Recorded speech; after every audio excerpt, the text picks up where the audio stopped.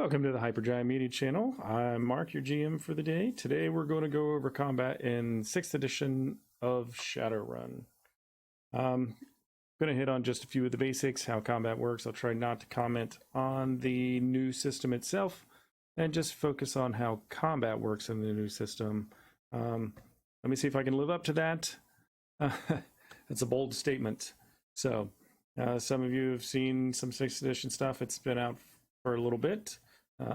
There's a big camp of people that aren't quite happy with the new rules, and there are some weird changes to them, and there is definitely some poor editing choices in the books, but I'm going to try not to talk about those and just teach you how combat works in 6E, because it is a little different than other editions. Not so different you won't recognize it, but there are some new mechanics, and there are some mechanics that don't exist anymore. So let's go through this step by step in the order that the book lists them for combat. So the book lists these 5 steps for combat as: number 1, grab dice; number 2, distribute edge. That's a new mechanic. Number 3, roll dice, spend edge. Number 4, we're going to soak some damage. Number 5, bring the pain. All right. Let me just stop right there. Is it just me, or is that last step super cheesy? I mean, I know Shadowrun can have that kind of aesthetic sometimes, and it comes off a little cheesy, a little 80-ish, you know, a little bit of neon, some pastel colors, especially in the Mohawk area. But come on. I feel like I'm watching 1980s WWF and Hulk Hogan as a 2-foot pink mohawk. I'm going to bring the pain, brother, you know, whatever he says. This isn't even the worst of the writing in the book, but I'll skip that and get back to combat. See, it didn't take me long to get into, you know, talking about this stuff. Okay, so before I start with step 1, let's talk about initiative. Initiative works a little bit different now. Your character's initiative is still your reaction plus your intuition, and then a number of d6s. So if you have a reaction of 5 and an intuition of 4, that's 9 plus 1d6 initiative dice. So roll that 1d6 and add what you get to the 9. Now here's where it starts to get a little bit different. There are no more initiative passes. So whatever number you roll versus what the other characters rolled determines where you go in order. Each character gets a major and a minor action per turn, plus an extra minor action for each 1d6 initiative die that they have. This includes the initial 1d6 initiative die. So that means that someone with an initiative of 9 plus 1d6 would get 1 major action and 2 minor actions. That's 1 for the 1d6 that they have on top of the major and minor actions they get every turn. You can trade 4 minor actions for 1 major action, allowing you to attack twice in 1 turn. So after everyone has had their turn, you start a new round using the same initiative score from the last round. That's right. You don't re-roll your initiative at the beginning of each round anymore. Once you're last in the order, you're stuck there, unless you spend some of that edge to change that. But maybe this will speed up combat? Yeah, we'll see. Okay. Now that you've rolled initiative, let's get into some combat. Step 1, grab some dice. Pretty simple. Grab a handful of d6s. The attackers grab a number of dice equal to the skill that they're using to attack with, plus agility. So if you're unarmed, it's going to be unarmed attack plus agility. You know, your firearms plus agility. The defender grabs a number of dice equals to reaction and intuition. Not much has changed there. So that's pretty standard, you know, same as 5th edition and before.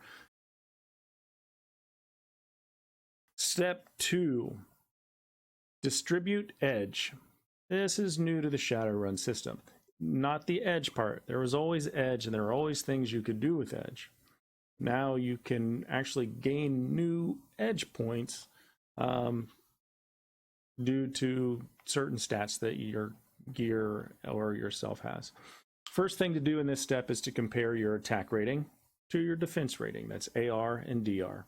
Your attack rating is based on the weapon you're using and the range you're using it at. So like a pistol will have different ranges, and each range will have a different AR. For example, the Ares Predator 6 has an AR of 10 at close range. Now, the defender is wearing armored clothing with a DR of +2 and has a body of 4. So that gives him a total DR of 6. Now, since the attacker has 4 more than the defender, the attacker receives a point of edge. If neither attacker nor the defender has more than 4 points difference when comparing AR to DR, then no one gets an edge, and your armor does nothing for you. I just want to point that out, that the use of your armor stops right there, okay? You'll see in a couple of steps that armor has no other use other than to give you edge that you probably won't get. But again, I said I wasn't going to get into that. I was just going to tell you how combat works. So let's continue on. Second, you're going to see if either the attacker or the defender has an advantage over the other. This could be an advantage over the other due to visibility, cover, surprise, really anything the GM and the players can come up with that could give an edge, not a point, just, they have some edge over their opponent because of some situation. You want to check and see if any other gear you have or any qualities that your character has gives you an edge. Maybe you got thermal vision and it is a dark alley and your opponent can't see you, but you can see where they are due to heat signatures. Now, when receiving this edge, you can only receive 2 edge total from all these options per combat round, but you can save edge between rounds as long as you do not exceed a max of 7 edge points. So that brings us to step 3. Roll dice, spend edge. All right, so remember those dice I made you grab in step 1. Finally, you get to roll them and maybe spend some of those edge points if your armor was good enough and you got them. So attacker and defender both spend edge in this step. Here's a list of things that you and your opponent can spend edge on and the edge actions that are available. Some of the options need to be declared before you roll. Some of the options need to be declared after you roll. The rest don't really matter, and you can use them at any time, as described in the tables you see here. Edge can only be spent once per action, so make sure that you save it for the most opportune time for your character, depending on what the situation is. Now, roll those dice. 5s and 6s are hits, just like the previous edition, and if you roll enough 1s that equal half or greater of your dice pool, that's a glitch. The attacker compares their hits to the defender's hits. If you have more hits than the defender, then your attack was successful. Attackers win on ties. Add any net hits to the damage value of your weapon. Now, this brings us to step 4. Moving right along, right? Step 4 is soak damage. In this step, the defender is going to roll their body to soak up any of that damage. That's right, I said body and not body plus armor rating. That's because in 6th edition, armor does not, let me repeat that, armor does not soak damage. Again, you did hear me correct. I'm not making this up. Armor no longer soaks damage. Anyway, let's keep moving forward. We're almost done. I promised I wouldn't talk about that stuff, and I've already broken that rule like 3 times. Now, any hit that the defender gets rolling just their body attribute negates damage equals to those hits. So let's use the Ares Predator as an example again. It has a damage value of 3p. The attacker got 2 net hits for a total of 5 damage going to the defender.